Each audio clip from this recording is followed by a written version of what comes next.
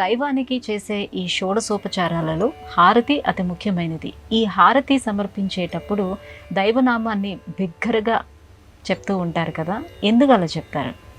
భగవంతుడికి మంగళాశాసనం చేయటం అంటే అది చాలా పవిత్రమైందండి. అంటే భగవంతుడికి మంగళం అవ్వాలి అని.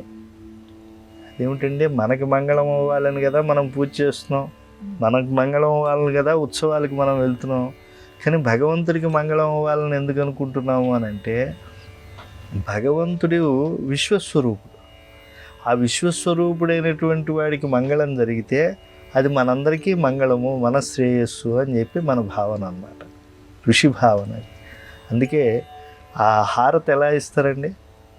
పాదములకి, జానువులకి, జంఘములకి, ఆయన కటి ప్రదేశానికి, ఆయన వక్షస్థలానికి, ఆయన కంబు కంటికి, ఆయన పున్నమనాటి చంద్రుడు లాంటి ఆ ముఖార విందానికి, అలా పాదాది శిరపర్యంతం హారతి ఇస్తూ ఉంటే, ఆ హారతి వెలుగుల్లో పరమాత్మను చూస్తే మనకి దివ్యమైనటువంటి ఆ భగవత్ శక్తిని చూడగలిగేటువంటి, చూసినా తట్టుకునేటువంటి ఒక గొప్ప నిష్ఠ ఏర్పడుతుంది, ఒక శక్తి ఏర్పడుతుంది. ఎందుకంటే అనంత తేజోమూర్తి అయినటువంటి భగవంతుణ్ణి అలా ఎదురుకుండా చూస్తే మనకి కొంత దేహమునకు కాలిత్యం కలగవచ్చు అని చెప్పి కూడా కొంతమంది భావిస్తారు. కాబట్టి పుణ్యగుణాల రాశి అయినటువంటి పరమాత్మ అనంత తేజోమూర్తిని ఆ హారతి వెలుగుల్లో, అగ్నిముఖావై దేవాహ అన్నారు కాబట్టి ఆ అగ్ని ద్వారా దర్శించడం వల్ల పూర్ణమైనటువంటి ఫలితం ఇస్తుంది. అగ్ని ద్వారా పరమాత్మని ఆశ్రయించాలి, అగ్ని ద్వారా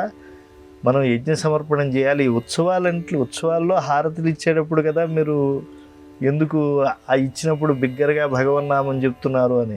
అసలు ఉత్సవం అంటేనే యజ్ఞం అండి. శవం అంటే యజ్ఞం, ఉత్కృష్టమైన యజ్ఞమే ఉత్సవం. మేమే యజ్ఞాలు చేయలేదండి అంటూ ఉంటారు. ఎందుకు చేయట్లేదు? మీరు భగవంతుడి యొక్క బ్రహ్మోత్సవాల్లో పాల్పంచుకుంటున్నారు, కళ్యాణోత్సవాల్లో పాల్పంచుకుంటున్నారు. ఇవన్నీ యజ్ఞాలే. ఆ యజ్ఞంలో అగ్ని ద్వారా పరమాత్మను దర్శించడం వల్ల పూర్ణ ఫలితం వస్తుంది.